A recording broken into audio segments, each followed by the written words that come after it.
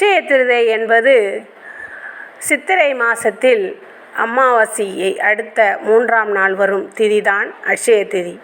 இந்த அட்சய திதியில் நகை வாங்க வேண்டும் என்கின்ற செய்தி மக்களிடையே பரவி வருகின்றது.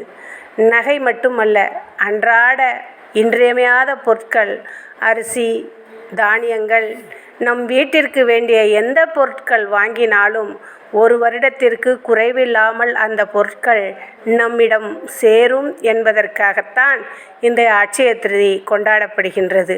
தெரியாத மக்கள் நகையை மட்டுமே வாங்கி கொண்டு வருகின்றார்கள். இந்த அட்சய திருதியில்தான் கிருஷ்ண பரமாத்மா பாண்டவர்களுக்கு அட்சய பாத்திரம் வழங்கினார். அதனால் அவர்களுக்கு அன்னமானது குறைவில்லாமல் கிடைத்தது. அதனால் நாமும் தானியங்களை வாங்கி குறைவில்லாத நிறைந்த அன்னங்களை வீட்டில்